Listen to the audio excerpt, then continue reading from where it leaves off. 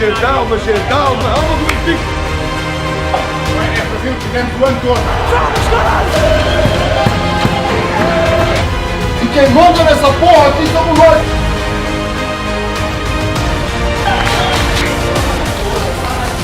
Vamos, caralho! Pega Benfica, rumo ao Marquês. Eu amo o Benfica. Eu amo o Benfica. Eu amo o Benfica.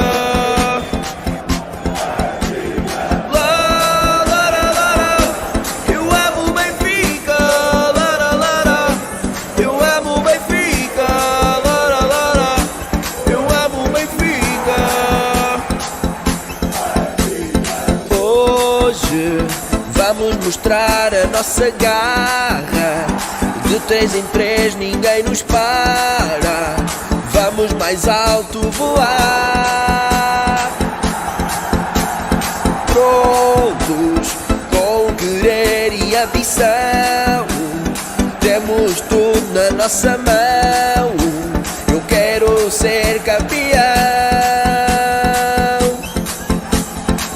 Estádio cheio e hoje nós vamos ganhar. Não há outra forma senão apoiar.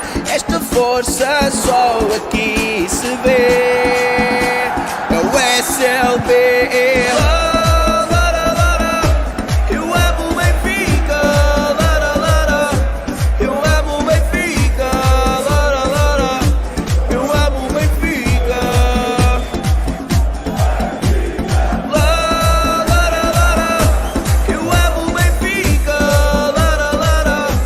Eu amo o Benfica. Eu amo o Benfica. Good evening. Welcome to episode 151. A win is a win. Different day today on a Friday evening. Us old folks don't have many plans on Friday evening, so this is what we do. Unfortunately, we weren't able to have a podcast earlier this week. One, for scheduling reasons, and then two, as you could probably tell from my voice, I've been fighting a sinus infection. So my voice I've sounded very congested, and I'm just getting over it. So after today's win, we felt it was appropriate to have the podcast today, although we already had planned for it before the match. So I don't want anyone coming out of the woodwork and saying, oh, you only show up when you win.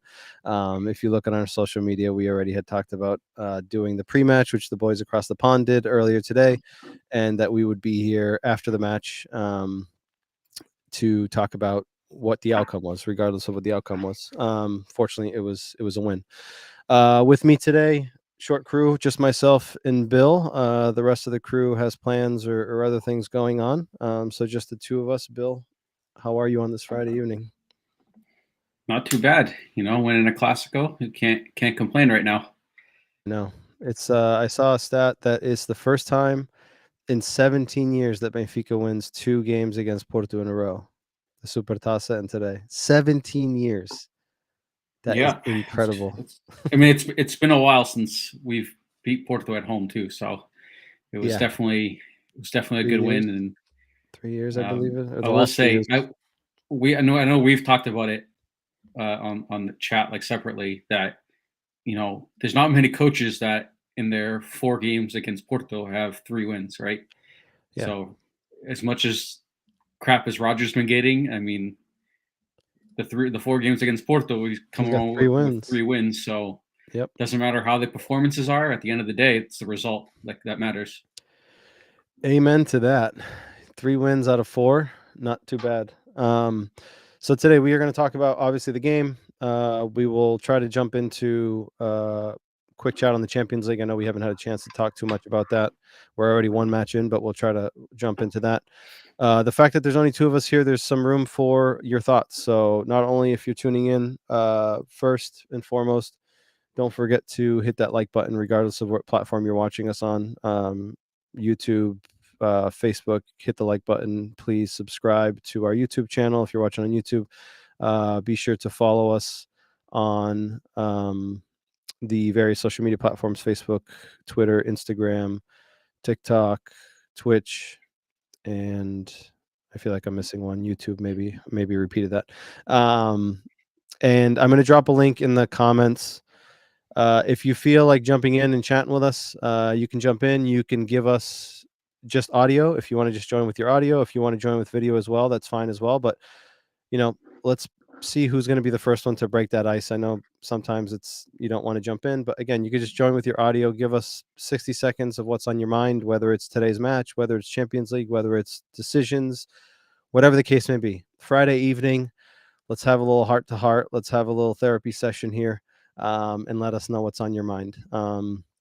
So here goes the link. Hopefully it gets across to all the platforms. I see that it went to Twitch, Facebook, YouTube. I don't believe it makes its way to Twitter. So if you're tuning in on Twitter, just jump across to one of the other platforms and you should be able to grab that link and join us. But again, feel free to jump in and give us your thoughts. If not, just join the chat and make this interactive for us so we can have a back and forth conversation. So before we get started, we got Noon, who says, no, 13 years. We haven't beat them back to back. Okay. I thought it was 17. I thought I heard 17, but I could be wrong. But either way, it was a long time, more than a decade ago that we haven't beat them back to back, which is astonishing for a club like Benfica or any of the top three, right? For any of the top three to go that long and not win back-to-back games against one of the other two rivals is significant. So, Yeah. An interesting stat to say the least. Kevin says Clásico was almost unwatchable. We'll get into that. There was definitely some moments that we definitely want to chat through. Nick, welcome back. Once we start firing on all cylinders, we're going to be hard to stop. I think so too, but again, we'll get into that. Bill, to starting 11. Okay, this has been a very heavily discussed topic for a month and a half now. People saying you need to start your best players, you need to start this, you need to start that. Against Salzburg, I believe, if I'm not mistaken, fans in the stadium chanting for David Neres.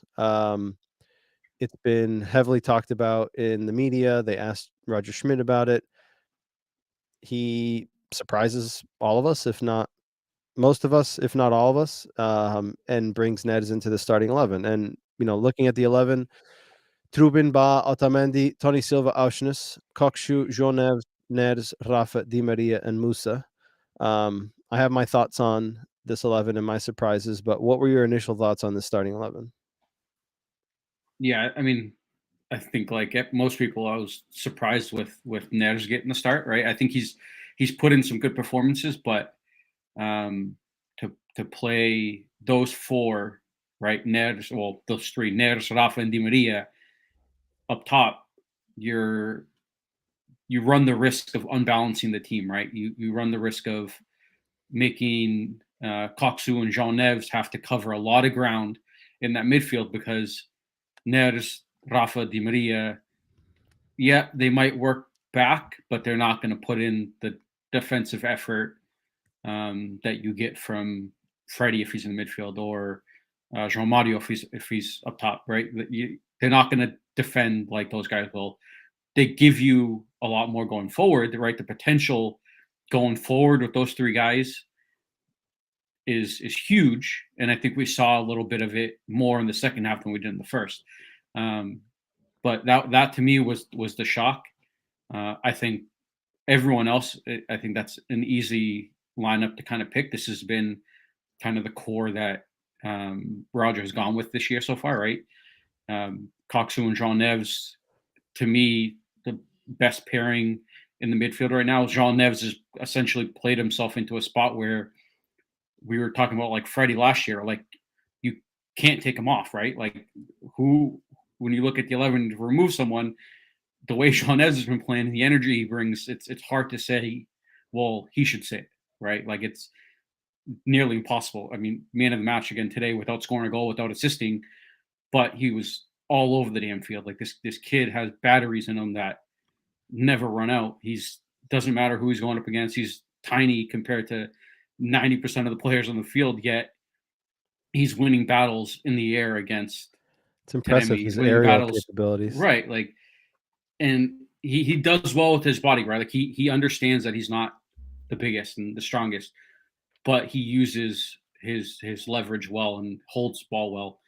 And I think just the energy he brings kind of helps elevate others around him as well. I mean, outside of the Nets, to me, this lineup is easy to pick in the form we're in right now. The Nets to me is the biggest surprise, and luckily it worked out in the first half. I think the team did Don't look get into the first half. Okay, Just all the right. starting 11. And before I give my thoughts on the 11, say hi to Tiago. Boa noite, Tiago. Bom dia, que já é tarde aí. Also, para a malta que esteja a ver em português, hoje, antes do jogo, tivemos o podcast em português, que foi uma antevisão ao jogo, com um painel diferente. Agora temos o rescaldo em inglês. Durante a semana, durante esta semana que vem, teremos outro podcast em português para falar sobre este jogo e o jogo com o Inter de Milão, para a Liga dos Campeões. Mas hoje é o nosso podcast em inglês, para fazer o rescaldo deste jogo de hoje. Mas esteja à vontade de participar aqui nestes nossos comentários. Deixem os vossos comentários no chat. Se quiserem, deixei um link nos comentários. Podem ligar e entrar direto no podcast. Podem entrar só com áudio se quiserem, podem também entrar com vídeo se quiserem, para deixarem as vossas opiniões.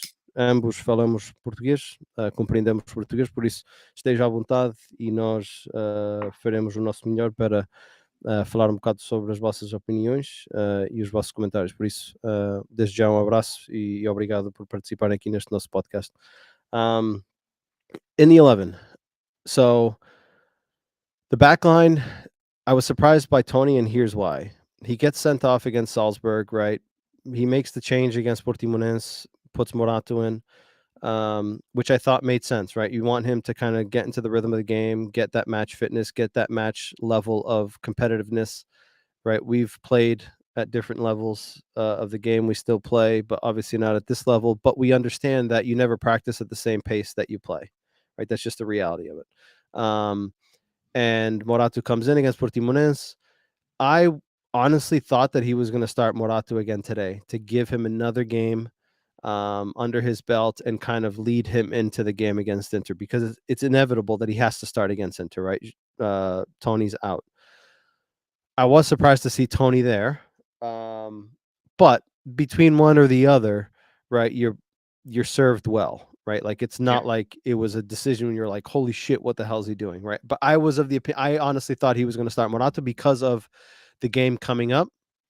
But either way, I think it would have been fine. On the left-hand side with Auschwitz there, right? Jurasek was on the bench. He came in. He played a few minutes against Portimonense. He hasn't started yet. He was out a month, right? He's another one that's, lacking match fitness. I can totally agree with the fact that he didn't start him. Auschwitz gives him more guarantees, right? He obviously trusts him more at this stage in a game that was going to be high intensity, high stakes, right? Do you want to throw the kid back into his first start against Porto? It'd be interesting to see if he starts on Tuesday against Inter. I'll be curious to see how that plays out. But curious to see, how he moves him back into the team. But I wasn't totally surprised there. Midfield, there was conversations about Florentino coming in. I know that he did great against Portimonense, a different type of game. But the thing with Florentino, and I think we saw it against Portimonense, is defensively he recovers a lot of balls. He blocks off a lot of passes, passing lanes. But then when he has to distribute the ball is where he gets caught, right? And I think in one of these in a game like this, right, like that's where you can't get caught, is that distribution. And we got caught a couple of times today. Di Maria lost it poorly.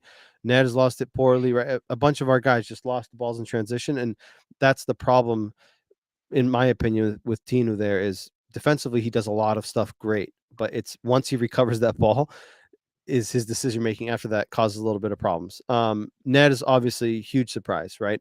I think we've all talked about how it unbalances us, how it's difficult. It's not as easy as saying play your best 11. It's not that easy, right? You're going to have to figure out what works, what doesn't work, certain scenarios, and we'll get into that unbalancing as we get through the conversation. But I think overall, obviously, the biggest surprise here is Ned's starting, João Mario obviously taking a seat, and obviously Musa starting up top. It looks like Musa is the guy that he trusts at the moment. It still looks like Artur needs a little bit more time to adapt to the team, to the strategies, to the way that they play. Um, he's working hard, right? But you can just tell, like, he just still seems a little bit disconnected in terms of movements, moments of the game, where to be, what to expect, right? And which is natural, right? Like, it's new to him. Musa's been there for over a year, so I'm not surprised. Quickly just touch on here. Gary talks about Trubin looked impressive. We're going to talk about that. Kevin says Musa's not going to cut it. We'll talk about that as well. Mark says Artur Cabral really disappointing to this point. Should have given Tankstead the minutes. Kevin says, I think João Neves plays big. Hope the kid stays healthy. And we'll talk about that as well. Good comments. Let's jump into the game, Bill. And let's break this up into two phases here. First half and second half. So let's talk about the first half first. What were your thoughts? Obviously, there's two phases of this, right? There's pre-red card and post-red card. But overall, what were your thoughts on the first half in general? Thought it was very sloppy on our end, right? I think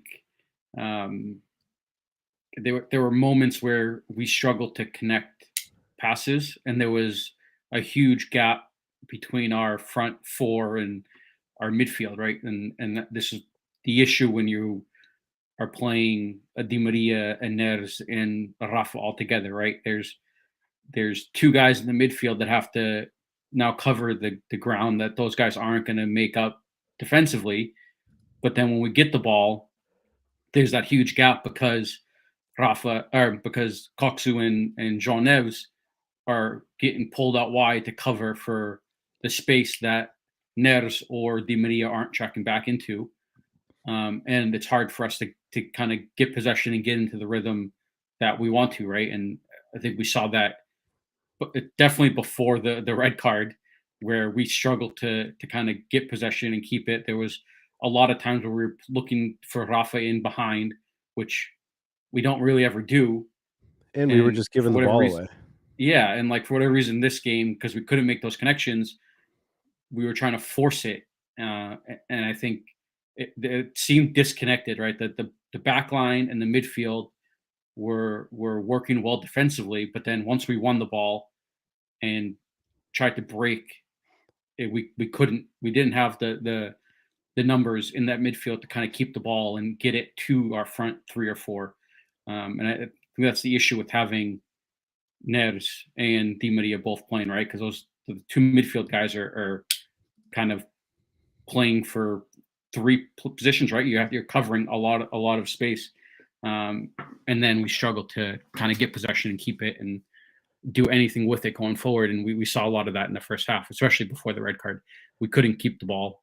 We were trying to break too quick, and then when we would lose the ball, Porto was just coming right down our throat. And granted, they didn't create many dangerous chances, but they were, I think, before that red card, Porto definitely had the upper hand, and they were controlling those first 20 minutes a lot better than we did. And at that point it looked like one of those where it's like, oh shit, here we go again, right? Like, for whatever reason, Porto comes into our house and we always end up having a sloppy performance, and Porto take advantage of it, and then we're fighting the rest of the way trying to get back into it.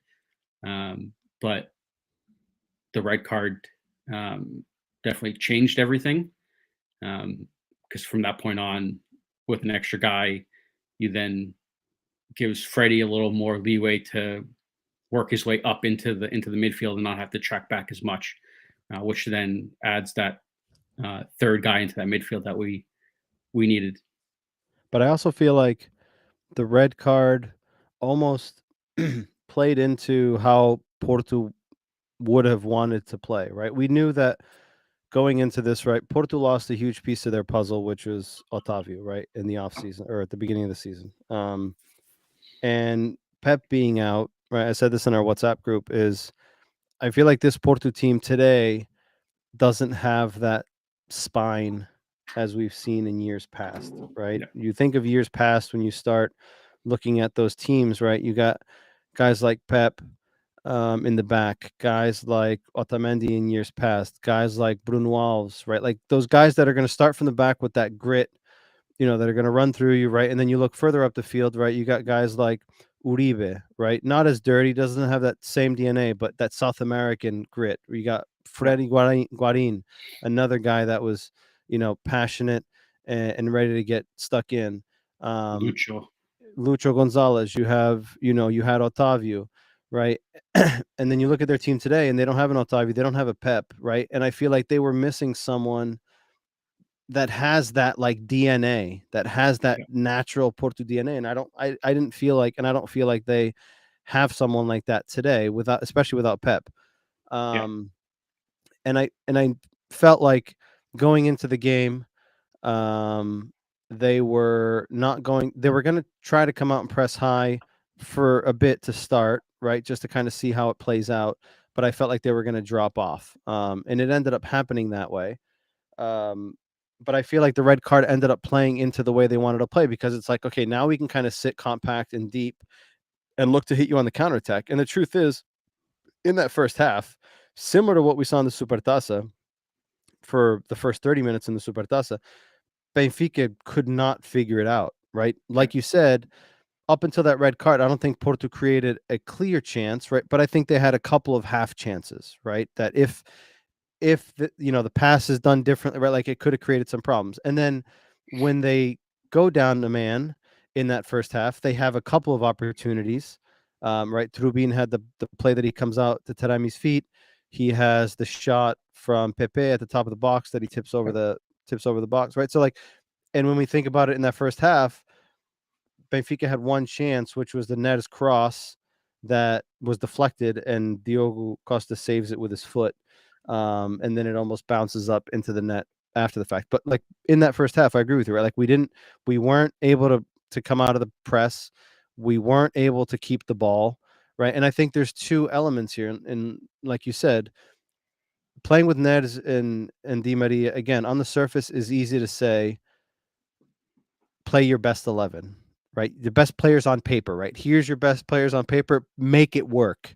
Unfortunately, you can't always do that, right? Like it's not that easy to just say, okay, give me the best 11 and we'll figure out how the hell they fit into this puzzle, right? Like, and it's not always that easy.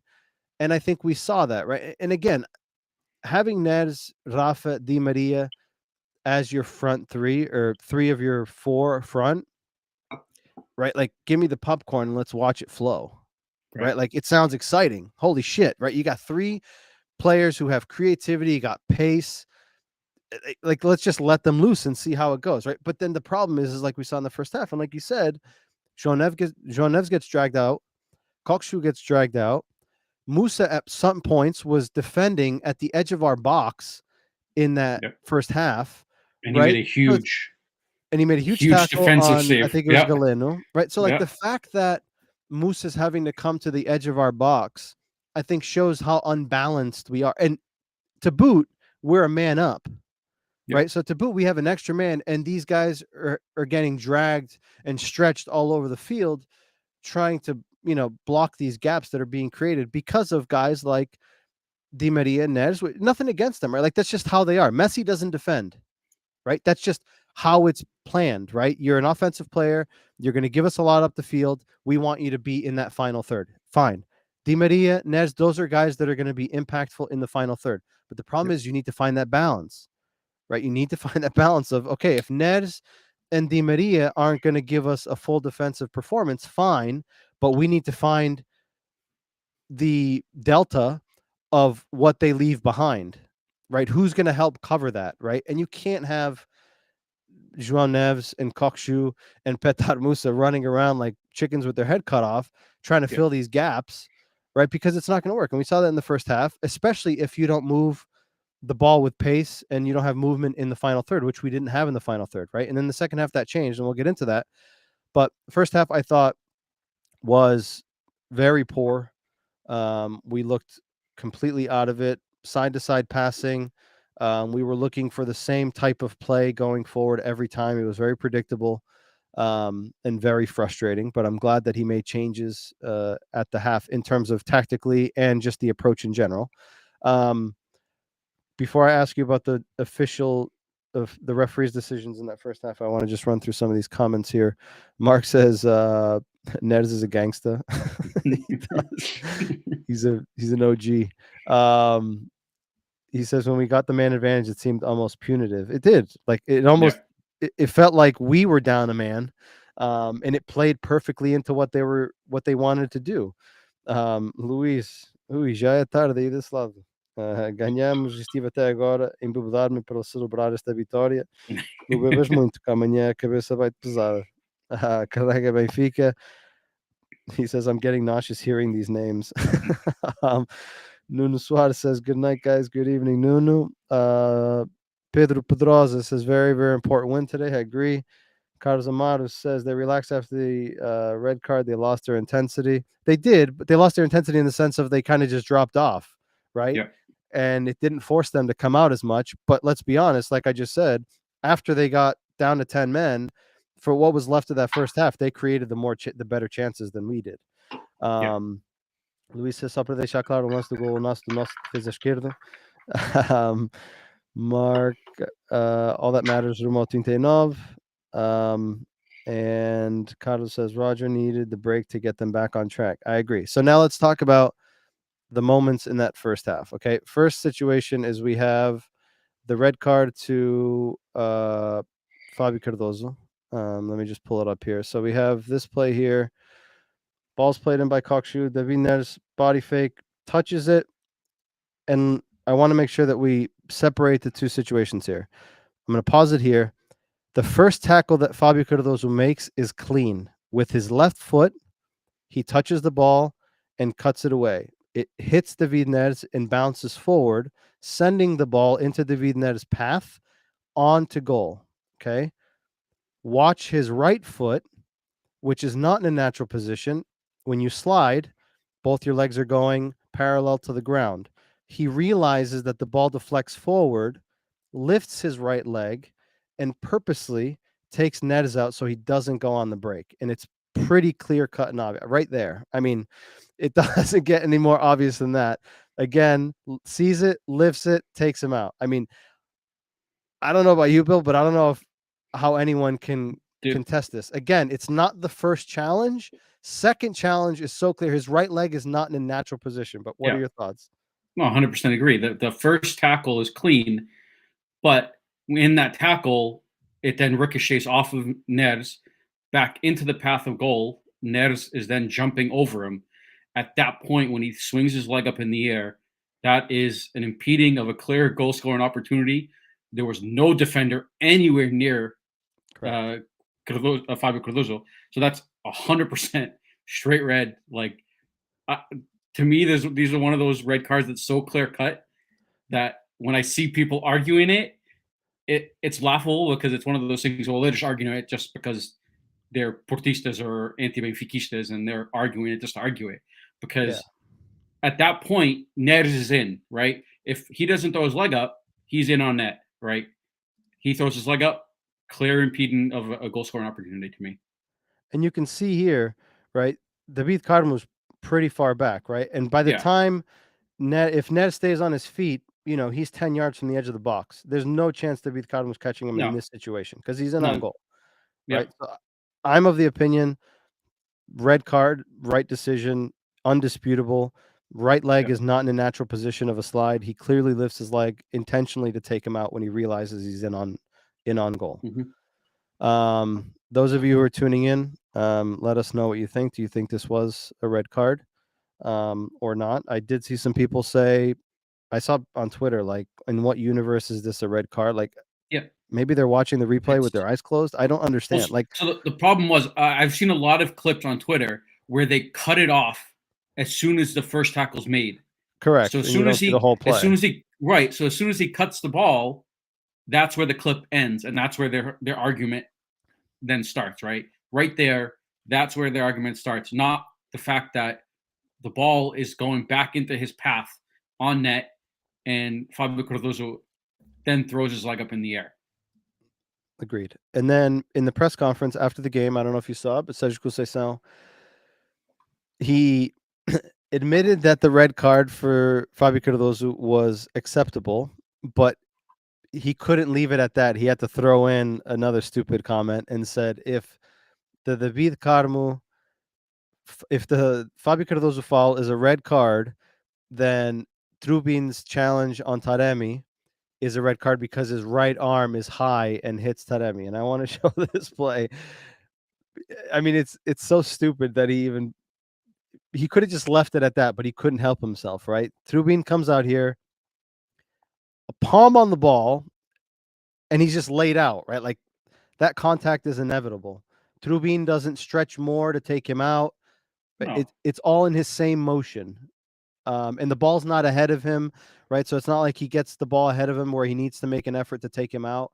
I thought it was ridiculous, but again, I'm not surprised. There was no way he could have commended the decision without putting something else in question, but wanted to get your thoughts on this. Yeah, I mean, it's comical, right? I mean, it's him trying to just stir up arguments, right? Like trying to stir up controversy, like there wasn't going to be enough to begin with, and it's just what they do, right? Like they can't just take something at face value and agree that it was a red card. Nope, he's got to throw something else into it to then stir the pot and get people all riled up. Like it's just it's comical. Yeah, naturally. Carlos Amato says it's even more obvious from the angle from the back. Nick says my first thought was it wasn't a red card, but after watching a different angle where you see Cardoso's right leg lifted to intentionally trip Nez. I also said in our chat I thought it was a yellow card. Yeah, you said it to me. You go, that's not a red, and I could watch the replay. And I thought that the defender was closer, but after watching the replay, I mean it's pretty obvious. Mark says, shake my head. I should make diving his full-time gig. I'm going to be honest with you, and I don't know if anyone else felt this, but when I see this ball here knocked through right here in this moment, and I see Trubin, my heart stops. All I can think is he's going to the get moment a touch he on had it against Salzburg. Right, he had a bad moment against Salzburg where he timed it poorly, and I see him come out, and all I see is Taremi knocking it like to the corner flag and jumping over him and getting a peek. That's all I could like. It's like watching an accident unfold in front of you. I'm just like, oh my god, here we go. They're gonna get a penalty. They're down a man. Like the world is against us. And to my surprise, he pleasantly got a beautiful palm on it. Played it perfectly. I don't know about you, Bill, or anyone else, but literally my heart stopped. Well, because I mean, naturally you have little flashbacks, right? Like, oh shit, this is gonna, here we go again, and it's of all people from Porto on the ball, it's the guy that always seems to get the fucking PKs. Yep. But he played it perfectly to where, because he didn't lunge at it initially, like he stood him up and waited for him to make a move, and then went down, and he's he's huge. You don't realize how tall he is. He's massive, yeah. And then like on plays like that where you see him like stretch out his arms, and his arms like it's freaking like Inspector Gadget, and his arm just freaking keeps going, like it's nuts.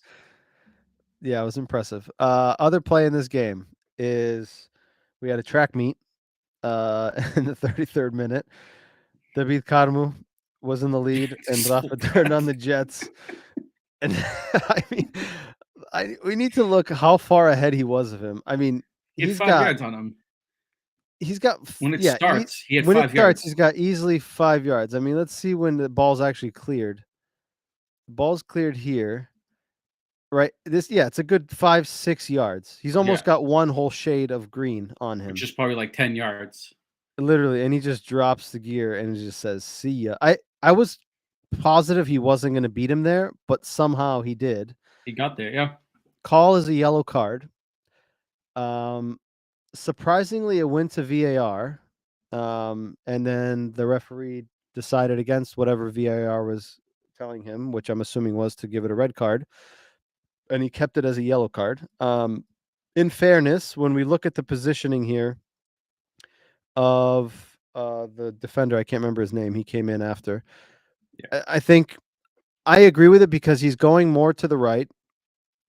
He's closer to the end line, to the sideline than he is to going towards goal. The defender is much closer. Whether he gets to Rafa before he gets to the edge of the box or not, it's hypothetical, right? We don't know. But I can understand not sending him off given the proximity of the player. I'll stop there. and then I'll give you the rest of my thought on this. Bill, what do you think? Yeah, see, I see. I think this one could have been like I'm okay with the yellow because I can see the logic behind it. With the defender is only, I mean, 10 yards, and it looks like he's parallel with the foul. Like he's not behind, he's in line, and it is off to the side a little bit, but it's like you're still a far way out from goal. So like to me, it's still like it could have gone either way. To me, I thought this was a red, but I can see why it's not a red. And I think if the Fabio Cardoso one wasn't a red, this one I think could have played out differently. I think the fact that they were already down a guy, he was a little more lenient with the card, but I could see it both ways. I mean, I've seen these plenty of times be handed out for a red. I'm gonna be controversial here. When I saw the play, I hadn't really seen the replays. And I originally said it was a yellow card because of the reasons that I just said. I said it in our group chat together. Nick says, I think it's a fair yellow. There's another defender in the area. That's what I had said. Nunu says, in my opinion, it isn't a red card. Agreed. As I look at this again, and I want to make sure that we're looking at it closely. And again, I want to make sure that just because we are Benfica fans, it's indifferent to me. I want to make sure that, right, if we all defend, we need transparency and honesty in our sport. Like, I think it's important for us, not just us, but anyone that creates content, whatever club you're supporting, I think it's important for us to be as honest and impartial as we can, right? Because 100%. sure, it's all la-di-da. We can all sit up here and be like, fuck it, he's a red card, that's a red card, right? We got cheated, we got robbed.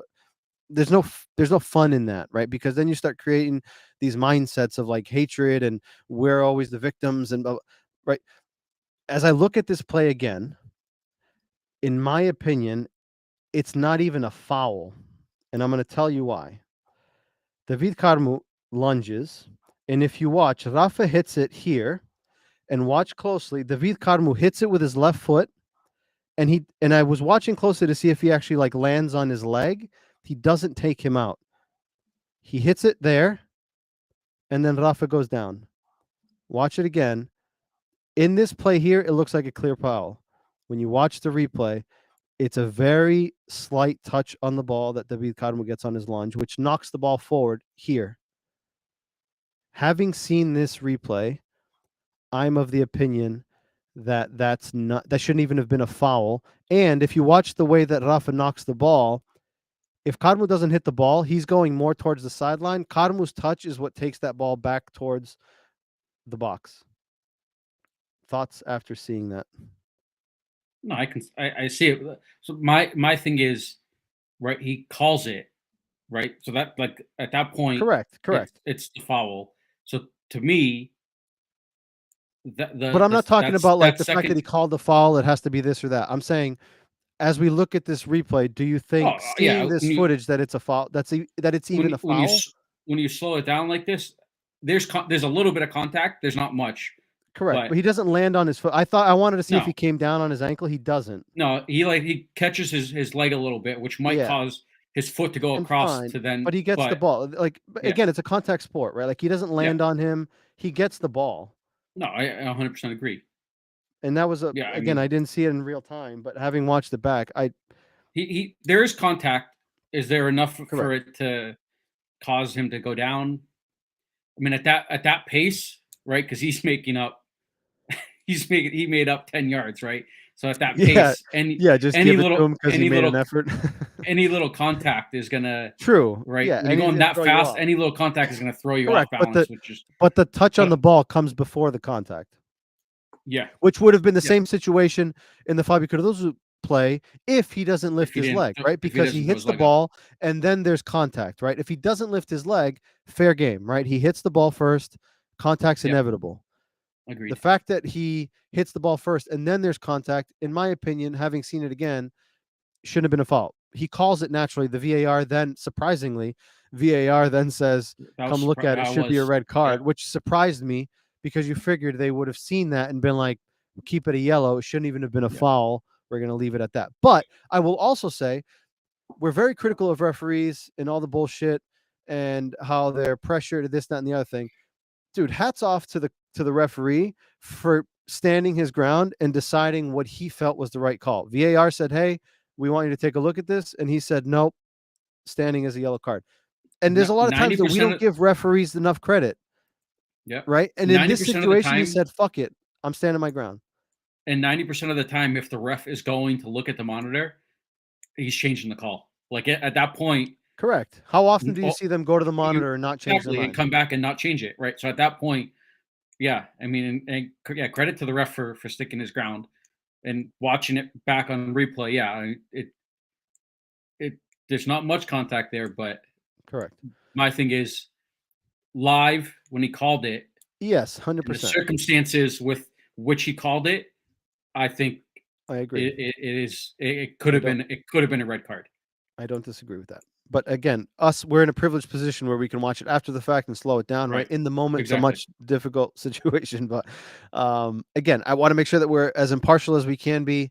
And I don't want people to accuse of like, oh, you're a Benfica fan. Obviously, you're going to say this, that, and the other thing, right? Like, I think that the red card was the right call. If he had been sent off here, I think it's the wrong call.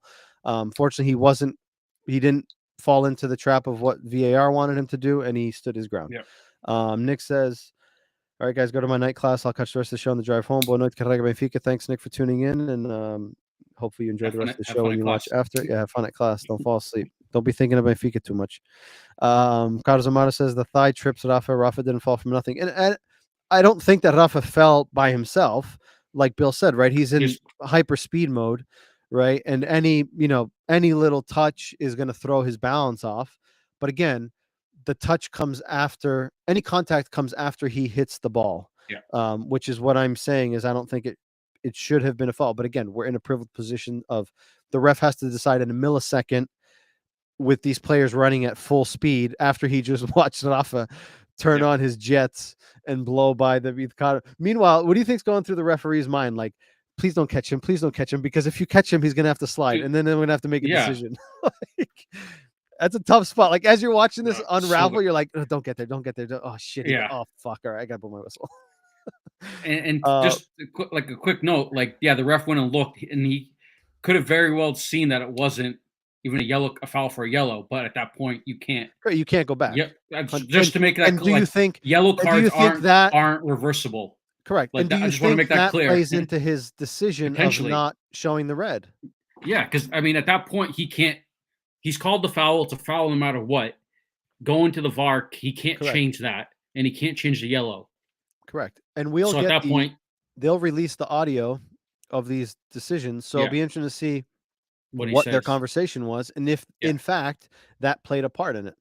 Yeah. All right. Second half. Halftime team talk. Roger said in his press conference, he spoke to the team at halftime, said we needed, in his words, we needed to play like Benfica. We need more intensity. We need more purpose in the final third. We need more movement. Truth be told, we saw a completely different Benfica side in that second half. How did you interpret that second half? Yeah, 100% agree. I mean, it was a complete 180, right? This team came out and that front four or the front three, right? Neres, Di Maria, and Rafa, like the way they played in that second half, that's what makes your imagination go wild thinking of these guys playing together, right? Because all of them were heavily involved. There was like a 5-10 minute period there where we had like 3 or 4 very good scoring opportunities that we couldn't put away. And it just seemed like this team came out with a whole new energy. And like Roger said, played like Benfica, right? We didn't just see the side to side. We saw runs coming into the back, play down the middle.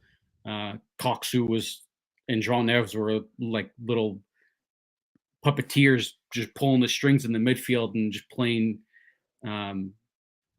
making the game play, right? And I think the way they came out that second half completely got the fans behind them, because the stadium in that first half, there weren't many times where you could hear the the crowd, right? And you can kind of feel it through the TV. In that second half, there were especially at the beginning of the second half, there were so many opportunities that you could just kind of feel the energy from the crowd, um, even at home, right? Watching on the TV, you could feel it, you could hear it. And I think when we play like that and we have the crowd behind us, um, there's not many teams that are going to be able to play with us. And um, there were we were a bit of unfortunate, right? We to only score one. I think we could have scored a few more, and Yep. kind of Neres had one where he cut back instead of hitting it with his left foot, and like there were a few there where we're like, dude, just hit it. Like Yep. there's times where we try Coxu hit the to post. play. Yeah, there's times where we try to play too pretty, right? Like where we try to make the extra pass when we don't need it. Just put your head down and just hit the ball, right? You can't score unless you shoot.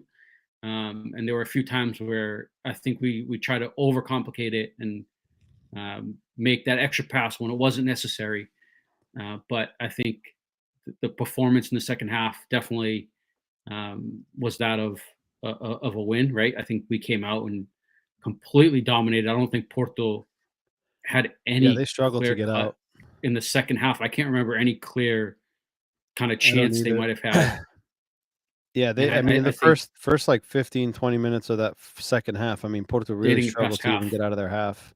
Yeah. And I Yeah, think at the way we were playing, they just sat deep, which I mean, it does make it a little harder to score, right? When you have correct. 10 And they were looking guys. for the counterattack again, but I Yeah. think having gone down so early, they were just completely shattered, Yeah. right? And really, their only outlet with speed were Pepe and Galeno at that point, and Galeno was too busy trying to compensate, trying to block passing lanes off with one Mhm. guy down, which made it tough for them, right? And they kind of at that point it was like, let's pack it in, and maybe we'll get a set piece. They got a couple set pieces, um, but they weren't able to make anything out of it. Yeah. Rádio Amigo Ramalho diz boa noite para todos os benfiquistas, viva o glorioso Benfica, parabéns, obrigado a todos os jogadores do glorioso Benfica por esta linda vitória, força Benfica.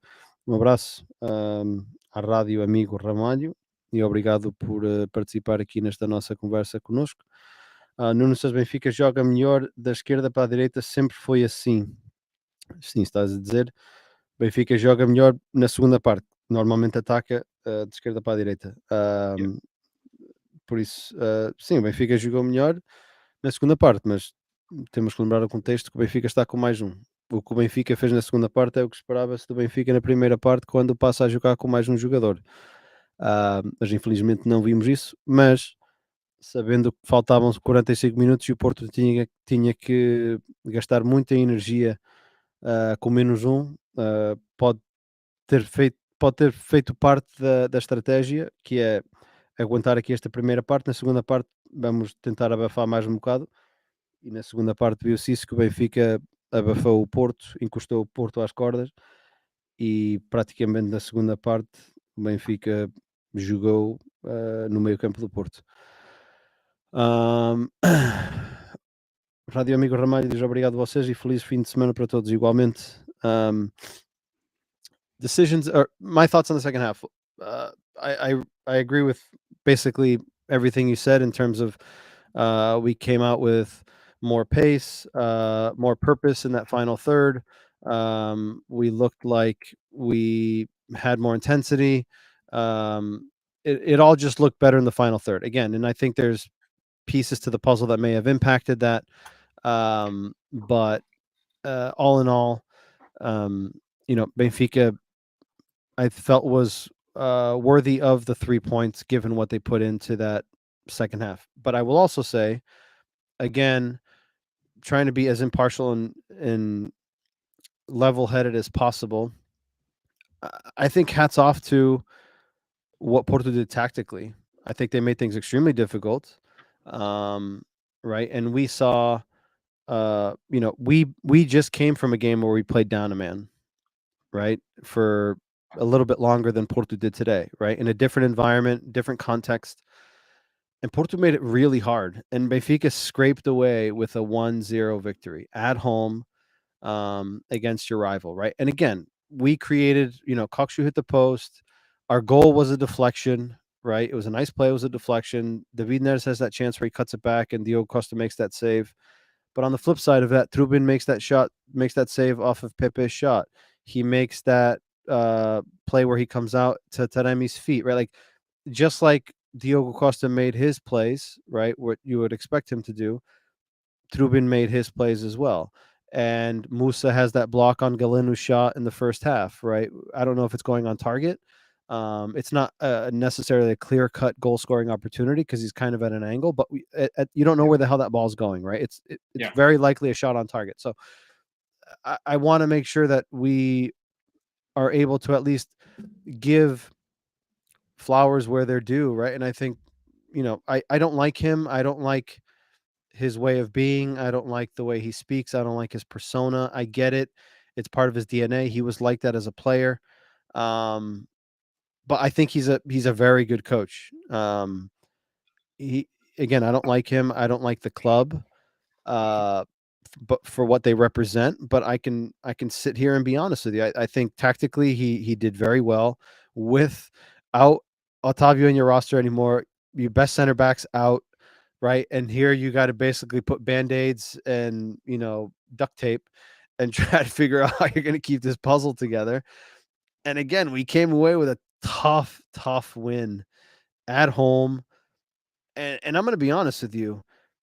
If we flip this game around, if this is at the Stadio de Dragão and we go down 10 men 20 minutes into the game at their stadium, I don't know if we grind out a result like this.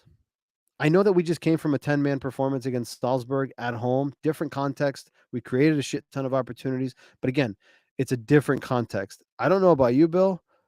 If we flip the context around and flip this on the other side and say we're down to 10 men at the Stadio de Dragão in this situation, I don't know if we're able to put a performance together like that and make it that difficult, but maybe you think otherwise. No, I disagree. I think some of the pieces we have on, you'd have to definitely make more than just one sub. I think. Correct, but Right? given the context of our history there, no, I get it, but I do think we could definitely complicate things and not like a lot would have to change in how the teams line. Like if that's us losing Tony, right? Just say our center back. Yep. Like you're not just making one change. Like you have to look at taking off like Neres correct, and potentially Musso or Di Maria. Like you're looking at taking two guys off because you can't then have two guys on the field that aren't going to work defensively, right? Like, but I look at it more from changes going. I'm not even looking at it from a talent perspective because again, I think on paper, it's pretty obvious that the difference and the gap in between the two in terms of individual talent, at least in my opinion. I'd said this to you guys at the beginning of the season, before the season started. For me, of the top four, in my opinion, Porto is the weakest on paper, right? I think depth-wise, in terms of talent-wise, I think this is one of the weakest rosters Sergio Conceição has had at his disposal since he's been at Porto. And that's saying a lot because he's had some rough ones. He's turned water into wine. It's incredible what he's able to do with some of these guys. And we could talk about refs and this, that, and the other thing is, but in Europe, and the reality is they're pretty competitive in Europe as well. Right. So it's not just at home. But I'm looking at it from a mental state perspective, right? Even today, again, we come into it, we're just lacking that intensity, that drive. And we've talked about it before. These guys just come into this game with a different mindset. And again, I'm very optimistic generally in this situation. I don't agree with you. I'm on the other side of the coin here where I think if we're in this situation at their stadium, I think it gets ugly, in my opinion, because I don't think we have players other than Otamendi that have like that grit and that mindset of like just fucking grind it out, and that's just part of their DNA. No, I agree, and I think Sergio gets the most out of his players, right? And it's the way that they run the club. It's like it's all behind like the intensity I think that he puts on his players, and they then play with that fucking intensity and that correct kind of I'm going to run through a brick wall for you type of mindset. And there's not I mean, Mourinho is one of those coaches at old school Mourinho. Now not the new Mourinho's one, kind of not the Roma changed version. a bit, but old school They're running Mourinho away did from that. the wall. Yeah, he did that very well with his players. Like he found these guys that on paper might have not seemed like the greatest players in the world, but they're gonna play their role. They're gonna run through a brick wall for you and put in the performance that you need from them. But I disagree. I think the the the performance we put in against Salzburg, I think, shows that there's fight in this team that we're not going to fold. And yes, it's at home, but Champions League, first Champions League game, the way the game started, like how everything played out. There's been teams in years past where they would have just Packed it in. I folded agree with that. like fucking lawn chairs and just that would have been it. I agree And with that. I think they in that game to come right after it, right? Like they made the change, and I think we just went right back to our way of playing. And we in that game, I think we had some of the better chances. We just Agree. again couldn't find the fucking back of the net. But I think that shows you, and I think we saw it last year too a bunch, especially at the end of the season where this team was gassed, right? Like we didn't have the depth we kind of have this year.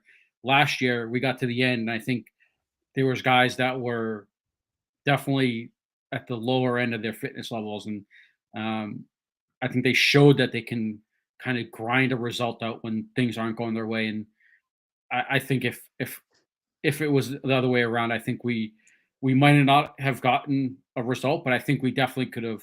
We definitely would have made things complicated things for Porto, and I think it also plays into the team Porto has. Right, this isn't the Porto team that we've seen from years past. They don't have Right.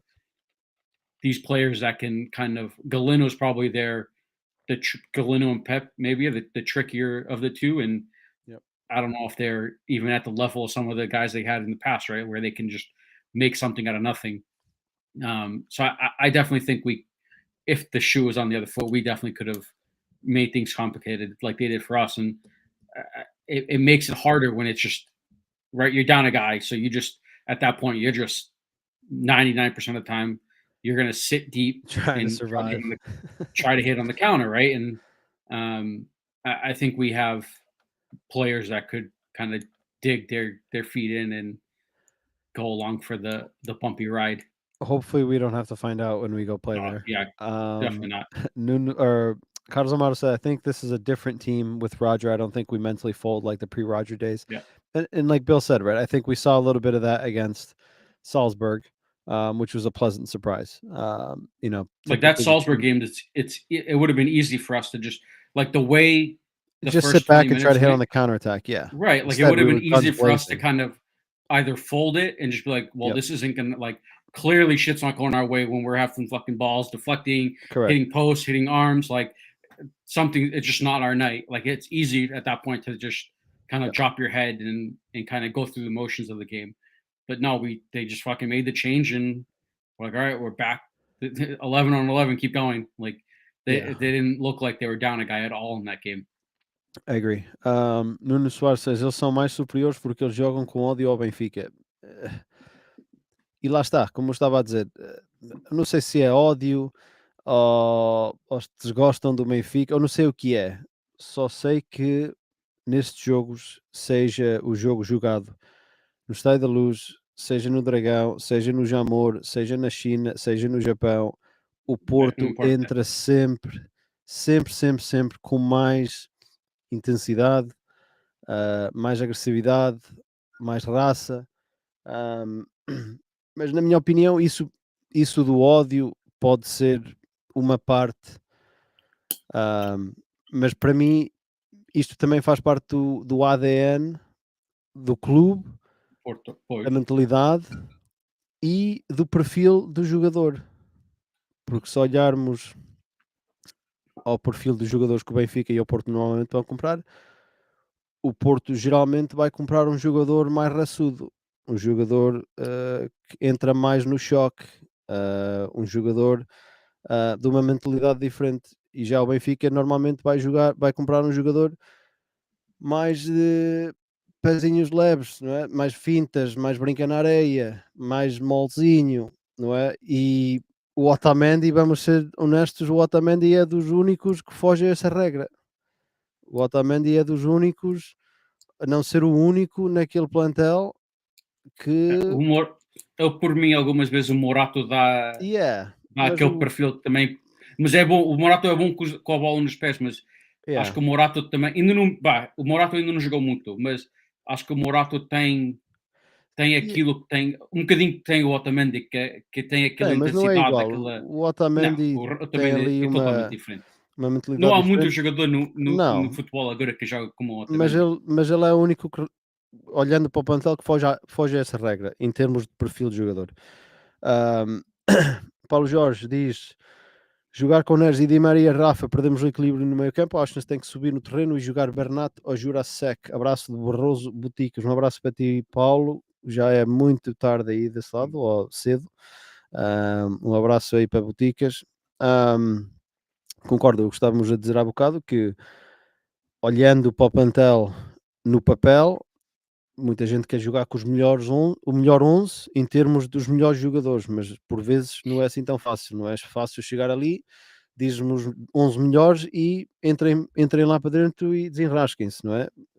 Um treinador tem que encontrar ali o equilíbrio em transições, a defender, a atacar, e acho que vimos isso hoje na primeira parte, em que o Benfica passa ali momentos em que, só para repetir, se não viste no início, que Mussa defendia a entrada da nossa área na primeira parte, João Neves descaía para o lado direito, o Cockchu aparecia sozinho no meio campo e abria ali um buraco enorme, por causa que Di Maria e David Neres geralmente não descem assim tanto, e Rafa mesmo assim hoje, Rafa não desceu assim muito.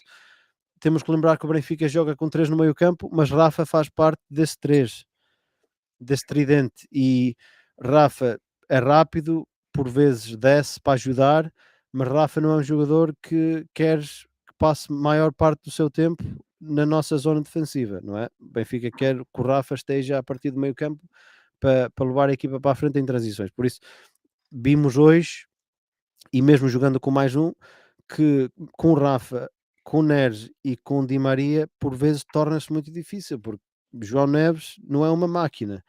Por vezes pensamos que é uma máquina, porque ele corre, corre, corre, que se farta, e parece que ele não se cansa, mas vai chegar a um certo ponto que João Neves vai arrebentar, não é? E um treinador não pode arriscar isso, e temos que encontrar ali um balanço, em termos do equilíbrio entre a zona defensiva e atacante. E acho que hoje ficou bem demonstrado que não é assim tão fácil chegar ali e dizer: jogais os 3 na frente e desenrasquem-se e vão-me sentar aqui no banco e a ficar a ver, não é? Era bonito, mas não é assim tão fácil.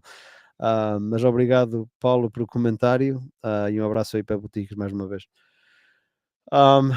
In that second half, I would say the only refereeing decision, or two, I guess I'll say 1.5. The stomp on João Neves. João Neves. I can't even remember who the hell it was, to be honest with you. I'm of the opinion that it's a foul. I think he gets fortunate that the tackle is on his ankle. I think I have the play here. I think he gets lucky that the play is on the ankle.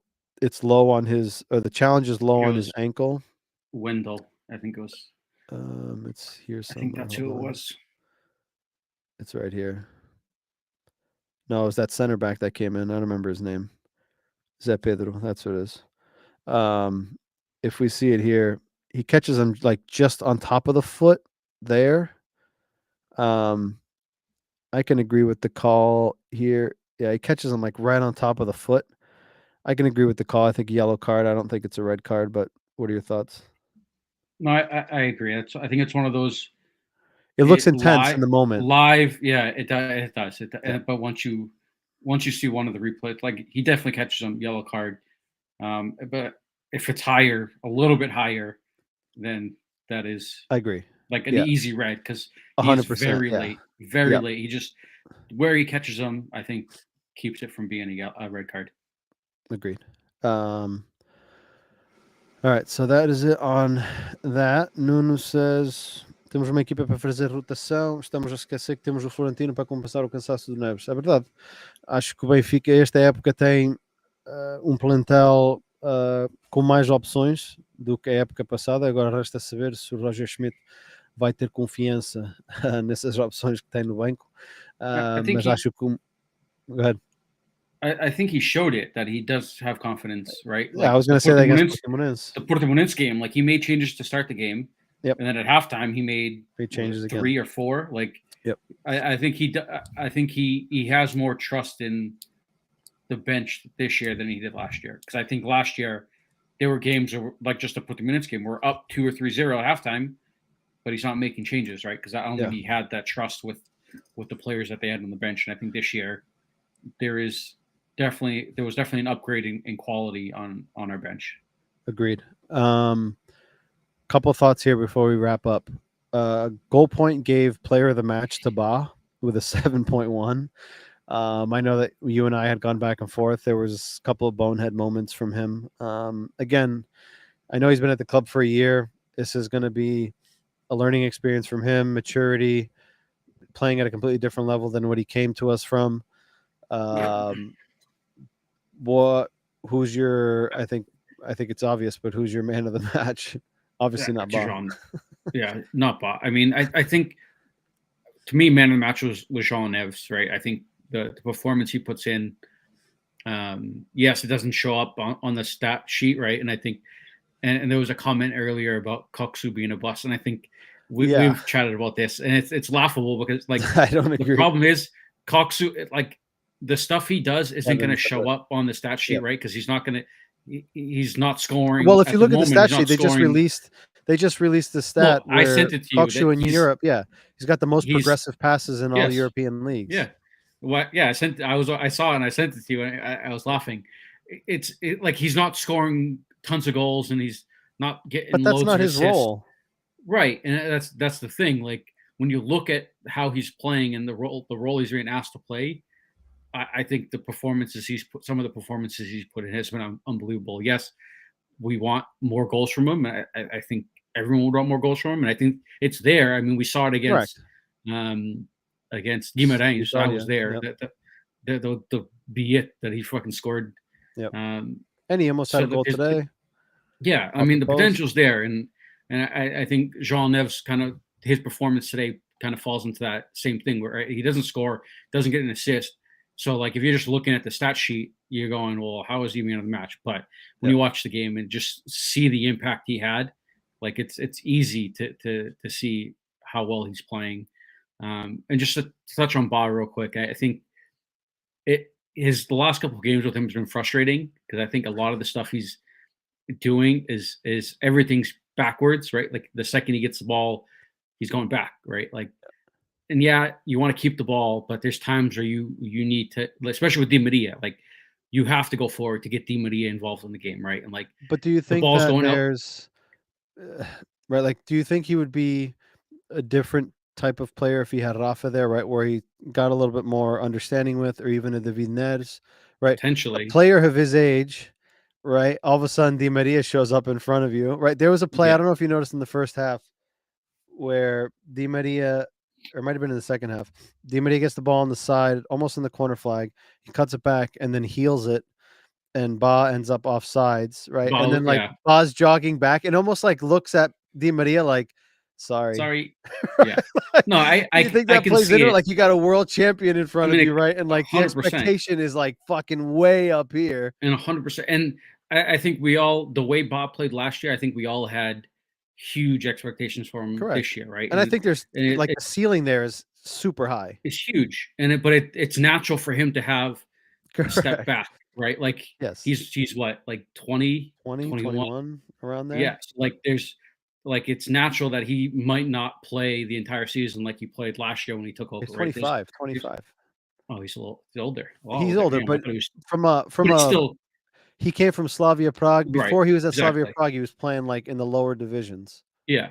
So like it's okay. Like you're going to see somewhat of a decline in performance.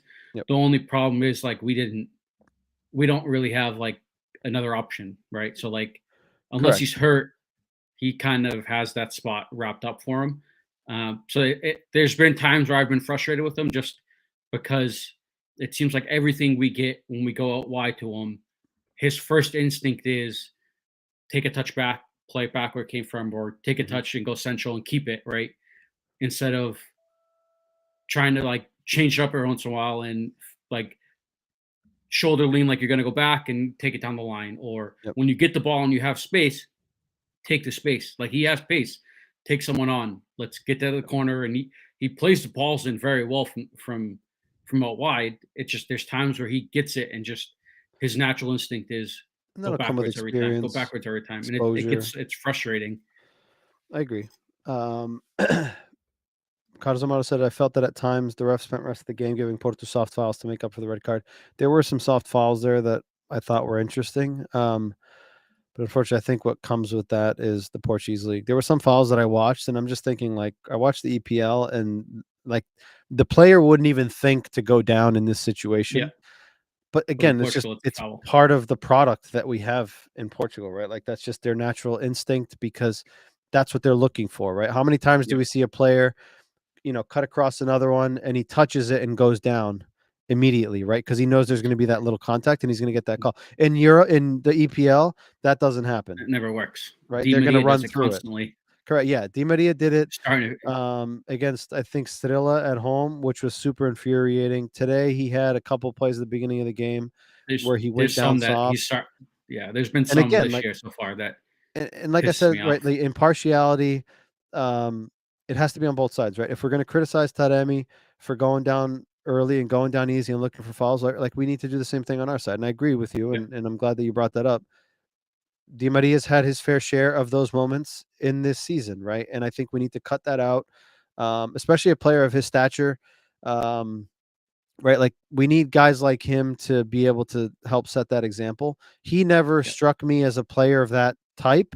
I don't remember him doing that type of stuff elsewhere. So I think it could just be the fact that he's in Portugal and he knows that he's going to probably get it. That's the thing. He's in Portugal and he knows he's like the big name in the league right now, and he's going to go like maybe in Spain. Messi and Ronaldo would get those iffy calls, right? Like if it was iffy or whatever, questionable, it's going to go in their favor just because of the names and the status they hold. And I think right now in Portugal, he unfortunately knows that he's the big name, right? Like, I don't think there's anyone in Portugal right now that has a bigger following in the world than Di Maria and what he's achieved. So I think he knows that like some of these questionable calls that he's most likely going to get them if he just goes down. And I hope that, and it pisses me off. I fucking hate stops with it. I hate that type of mindset. I hate that regardless of who it's for, whether it's in our favor, whether it's against us, I hate it. So I'm hopeful that he's able to cut that out of his game as the season goes on. One last quick topic before we jump off. Trubin. Again, he's in his fourth game now. So let's see, Carlos Amaro said, ref ignored Di Maria's dies, rightfully so. Ref was quick to whistle on Porto, seemed like makeup bias. Again, like I don't disagree with you, Carlos. I agree with you. There was definitely the ones on Di Maria I remember seeing and thinking like, stop. Like stop doing that. And then there were some later in the game in favor of Porto that I thought, like, how the hell is that a foul? Fortunately, it didn't impact the game. I think overall, from a 1 to 5, I would give the ref a 4. I wouldn't give him a 5 because I think there's always room for improvement, room for opportunity. But like that's, I would say a high 4. Yeah, 4.5. I think he was.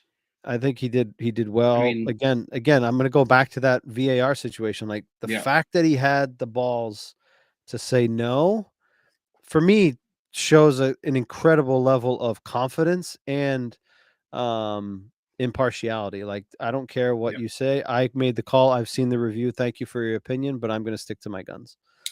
Trubin, he came in against Vizela.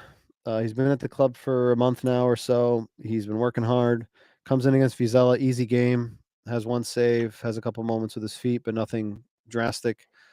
He gets thrown into the Champions League against Salzburg. Couldn't have started worse. gives up a penalty, missed the penalty, faces another penalty, concedes a penalty against Vizela the week before, concedes a penalty. Yeah. So in his first 2 games at Benfica, or now fast forward to Portimonense, Another PK. first 3 games at Benfica, he faces 4 penalties and Yeah. concedes 3 goals on penalties. I mean, you can't make it up. So he's conceded No. 3 goals in 4 games. 3 of those are penalties. Yeah. And he saved 1 and they've missed 1. I thought today he looked really, really good. Confident with his feet. I got the sense that the back line also had a different level of confidence in him. I feel like think they trust him a little bit more with the ball at his feet. I think that against Portimonense, it wasn't as obvious in my opinion. But I felt like today he definitely, the team as a whole and even himself just looked more confident. Like again, that moment with Taremi, if you're not confident in yourself, you get caught in between. And I don't want to talk about past goalies. I don't want to compare. Like, because if he hesitates, correct, you get caught in between. You're fucked. Yeah, and that's why my heart stopped because it looked like he stopped, but it was him timing it. Yeah, he made the decision. He was coming out. He timed it perfectly. Correct. And instead of just jumping in, which I think a lot of goalies will just run out and just try to beat him to the ball. Yep. Instead of trying to beat him to the ball, he gets there, stands him up, waits for him to make a move, and kind of forced him to go to hit the right. And he was very quick to go down and made a great fucking stop. Yeah. And again, a goalie that doesn't have confidence, again, given in against Portimonense, he had that moment where I didn't see it. I walked away and I remember you mentioned it to me, but he dove and the ball apparently went through his hands, but it went out of bounds. Yeah. Right. So again, like there's been reason for us to believe that there's a little bit of uncertainty, lack of confidence there, which is natural.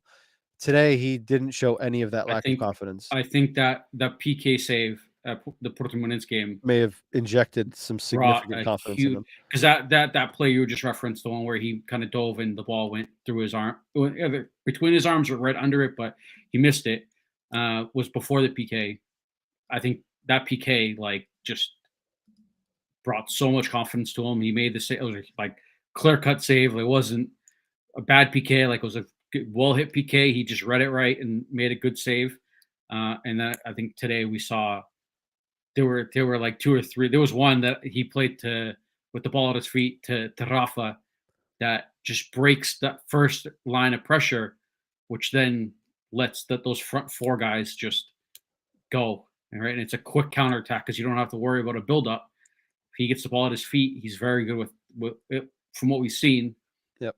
Very good with the ball at his feet, and he's not afraid to make those passes that we would see Ederson make consistently, right? Where it's instead of just booting it, you're playing it to someone. It's a little lob, or you're playing a nice hit ball on the ground right to someone, and it's then propelling your team onto the counterattack real fucking quick.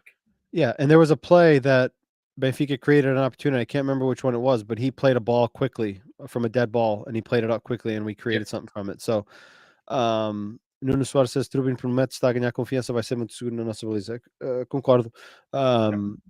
Acho que tem tudo para dar certo. Obviamente que teve os seus momentos naqueles primeiros jogos, mas não é fácil, um guarda-redes novo, tendo em conta o contexto, como é que ele entra na equipa, como é que o antigo guarda-redes sai do clube, muita expectativa à volta dele, criada não só pelos adeptos, para comunicação social, antigos treinadores, companheiros dele, que dizem que é um dos mais promissores guarda-redes na Europa, por isso, tudo isso junto, jogas 3 jogos numa equipa nova e de repente apanhas 4 penaltis, não é fácil.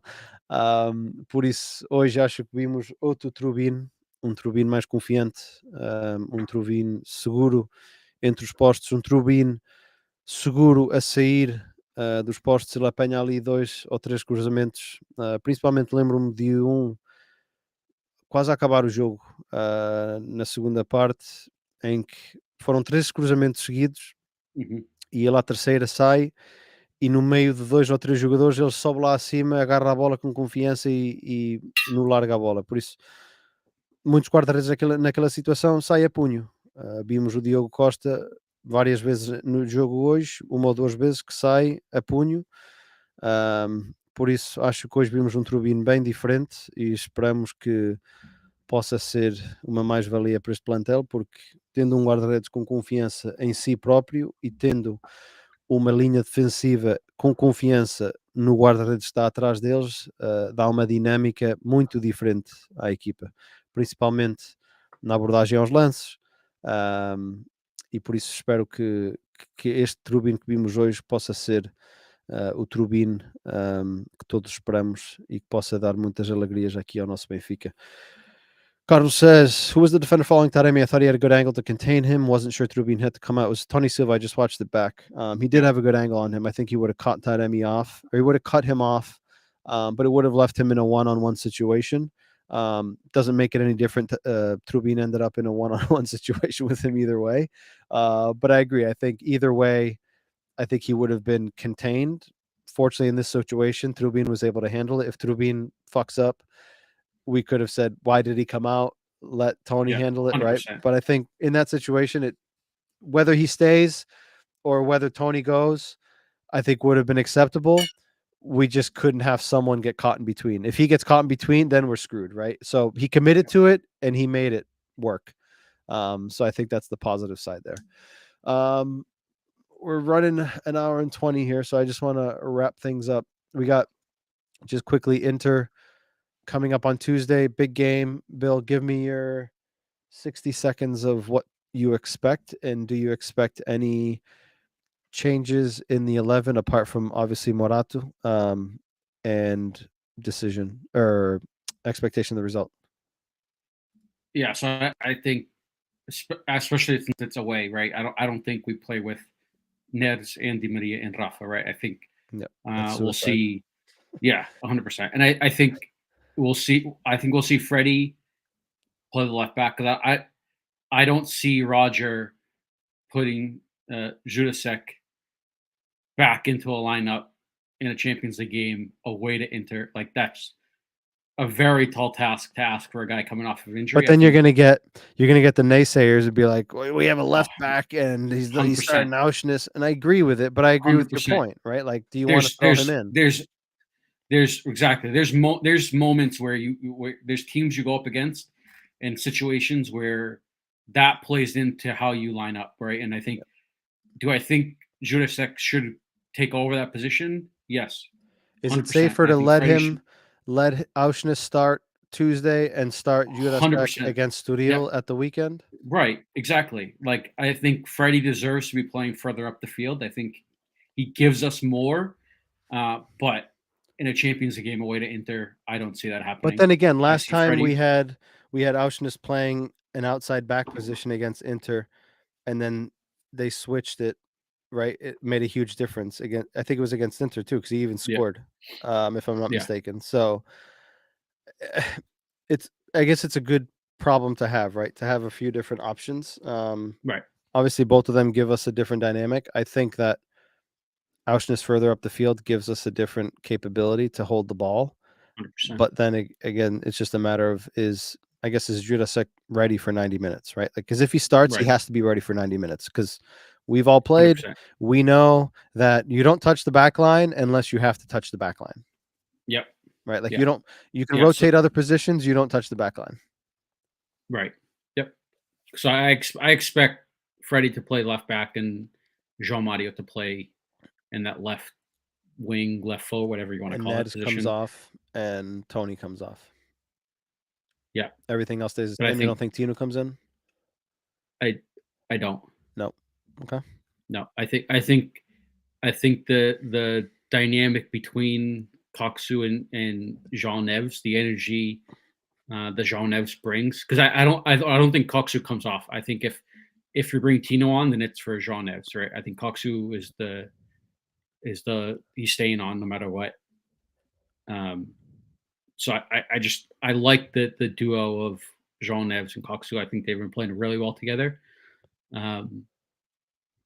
It's a game Inter's been playing well too. I mean, I know they had a bad result over the weekend, I They think. play tomorrow. See how they do. But they up until this past weekend, they've been playing really well, getting really Correct. good results. Yep. So I mean, it's a tough one. It's a game we need a Is it a result must here. win? Like I don't think it's a must win yet. I agree. I think we need to come away with a point, at least. I think the tie between Inter and Real Sociedad in that first game definitely helped us, because if one of them won, then it kind of, if Inter had won that game, then it makes things a lot more complicated, because I think Real Sociedad beats Red Bull. So I think that result, I think, definitely played into our favor, and I think it's a game where if we come away with a draw away to Inter, I'll be happy, right? I think just looking at it, away to Inter, San Siro, like, it's again one of those stadiums, historic stadiums, where the atmosphere is going to be buzzing. It's going to be crazy, and if we can come away with a draw, I think it leaves us in a good spot in the group to where we still have very good hopes of qualifying through. Yeah, I think in the next we play Inter then Sociedad at home. I think we need at least 4 points would be great, assuming the 3 comes from the home game against Sociedad. Like, we have to win that game, especially having lost against Salzburg. If we only get 3 points out of the first 3 games, I think that's going to be tough and going to make things difficult. But again, it depends on how the other games play out. But I think a point is an absolute must. If we don't get a point at Inter, then I think things can get tricky. Not impossible, but basically to really make shit happen in the second set of games, the second 3 set of games, or the 3 remaining games. So changes wise, I wouldn't be surprised if Tino comes in. For who, I don't know. I'd have to think about it, but it'll be curious to see if we learned our lesson from last year. I think we didn't look good against Inter over the 2 legs last year. Obviously this team is different. Their team is different. We've added some different weapons. They've added some different weapons. I think it'll be telling of what Roger learned, right? Having lost to them twice last year, not having played well. I'll be curious to see how we approach it. If we're better in the game, if we're able to get something more out of it than we were last year. They just seemed really comfortable last year. We know what they're going to set up with, right? They're going to play a 3-back, defend with 5. Right. We may have played against 5. I'm trying to think this season. Have we played against the 5-back? I mean, Porto did it today. Galeno was basically closing on the left with 5. We saw how difficult that was with 1 extra guy. So it'll be curious to see, right? And Inter has a different level of quality to compete with. So I'll be curious to see how we do in that game. And I think that'll be telling of, right, did we learn our lesson from last year? Did we take anything away from that game? Or are we going to see the same type of performance? I hope that's not the case. I'm hopeful that, we are able to put in a better performance. Different type of game. Also, it's a group stage game opposed to a knockout game, right? So different mentality, different approach. But I agree. I think it's not. Is it a must win? No. Not coming away with a point makes things really difficult. So I hope we're able to come at least with a point. So we got Inter coming up next week. We'll be back Tuesday evening to recap that game. Portuguese podcast probably Wednesday, since the game's on Tuesday. So the guys will probably regroup on Wednesday and give you their recap of the Porto game and the Inter game. As always, don't forget to follow us, like, subscribe on the various social media platforms, wherever you're watching, tuning into this right now. Again, give us a like, give us a follow, subscribe. If you're tuning in on the audio format, give us a follow on Spotify, Apple Podcasts, Anchor, the various audio platforms for your podcast as well. As always, we appreciate your support. We're nearing 39,000 on Facebook. Overall, we're about 42K or 43K across the various platforms. So we're growing slowly, but my goal is to hit 39K before we get to the end of the season. I think we'll hit that before the end of the year. So we're well on our way. Bill, any final thoughts? Great result today, and hopefully this we can take the momentum into Tuesday and come out of Italy with a positive result and keep things rolling. I agree. As always, thank you everyone that was tuning in. For those of you who are listening after the fact or watching after the fact, thank you as well. Leave your comments. Even if you're watching after the fact, we check those comments, we reply.